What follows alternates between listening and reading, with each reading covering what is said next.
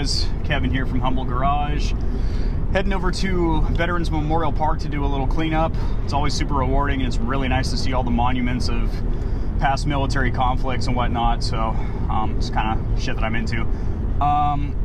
So I'm sorry for the camera view. I know it's not the best. I literally just threw up my camera so I could do a quick video about my initial impressions on the Mark 7 GTI, 2017 type, tornado red type, S basic bitch trim, whatever. Anyway, so first of all, make sure I'm recording. God, I cannot tell you how many times I've thought I was recording and I'm just talking to myself like a fuckboy. Anyway, first of all, these seats, I love the look of them. I love the Clark cloth. I would not give up the cloth seats for the leather. These are still heated and everything, but I love the way they look, and I love the bolstering on them. They hug you in so perfectly. Like, they're comfortable, but they hug your torso, and then the thigh support bolstering is just great. So when you're whipping those corners and whatnot, you're held in nice and good. Second of all, it seems like the fit and finish and the just general interior quality is on par with Audi, which makes sense because they're, you know, they're the same thing basically. But you know, coming out of a Mercedes, a 2013 Mercedes, the interior quality feels on par, if not better. I would say better, actually. Third, I love the steering wheel. I love the way it looks. I love the way it feels. It's 10 and 2 notches. It's flat bottom. It just looks amazing. The aluminum trim on it, all the hand controls on it are very well placed. Paddle shifters, they work, but the stock ones are really plasticky and flimsy, so I ordered some aluminum replacements, that not the ones that stick over it with 3M adhesive tape, because that's just adding to the plastic cheap ones, but they actually remove the stock ones and then replace them with like full one-piece billet aluminum shifters, which will not only look better, feel better, but probably be more durable in the long run. I love the infotainment system. It's a lot more innovative and responsive than what I had in the Mercedes. So there was no touchscreen in the Mercedes. It was that little scroll wheel, and it was a small little screen. So this is a lot nicer. What else? Okay. The fun to drive factor is apparent even in stock form. The steering is incredibly responsive. It has a good weight to it. The brakes are nice and touchy. So this is a 2017, I believe it was 16 or 17, where the performance package, which used to be an option on the GTI, became standard. So it has 230 horsepower and the upgraded brakes. I'm not sure if they're the Golf R brakes, but that's what people are telling me. That the performance pack brakes are the ones out of the Golf R. Not really sure if that's true or not. Here, let me put this thing in individual mode, or custom, whatever. Do a little pull here. Also in stock form, it is actually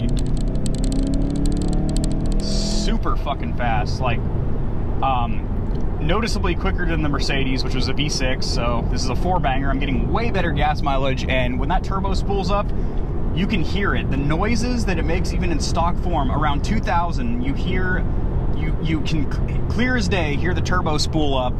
And then when you let off the throttle, there's it's not a blow-off valve, I believe it's called a diverter valve, but it gives a little sneeze of extra, you know, boost pressure that's getting released, and oh my god, it sounds fucking amazing. And if it sounds that good stock, I can only imagine when I put on an intake, downpipe, you know, and maybe an upgraded diverter valve, all those turbo whooshes and noises are really going to come alive. So yeah, it's quick. In stock form, it is quick, which is a good sign, because if it feels quick now, I can only imagine when I get the tune on it, which I've already ordered my Cobb access port. Now, I'm going to make a separate video as to why I chose the Cobb access port versus APR, Unitronic, Revotech, or I can't remember the last one, but there's a ton of tuning companies out there.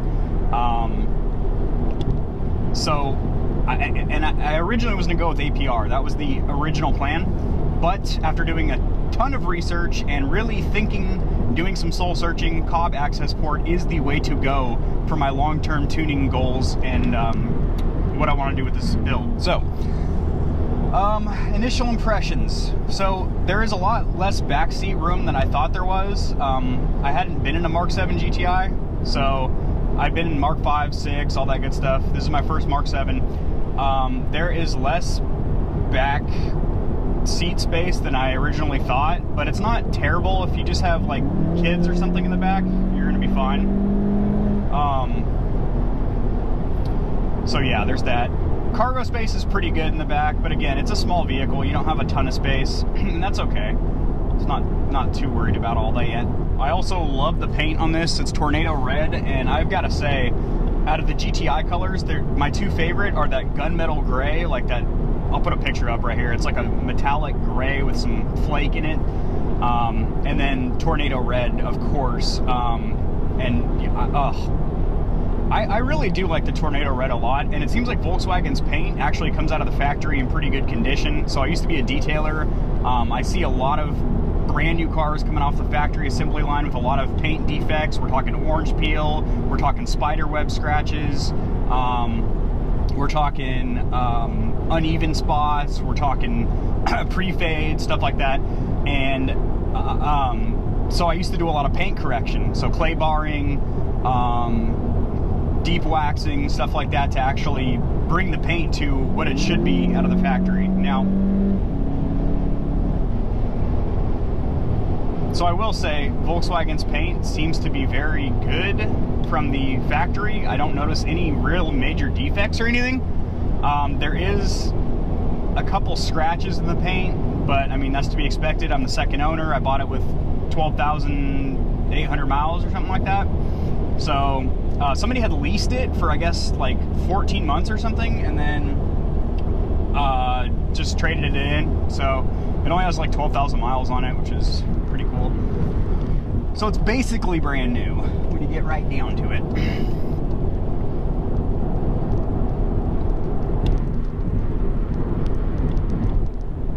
I am hungry. I hope this cleanup, you know, I love doing the Memorial Park cleanup, but I hope we're not there too long, because I'm really hungry this morning.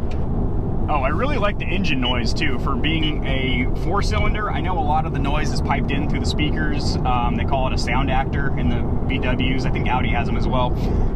But it sounds really good. Like the piped in sound sounds natural, like it's, you know, it's organic, it's coming from the motor, and it sounds really good. It's deep, throaty, rich. Now, when I do get the exhaust system, I am going to disable that because I don't want my actual exhaust system, you know, and then the fake piped in artificial sound. It's just not necessary. But in the meantime, with the stock exhaust, it sounds very good. You can also tune that down.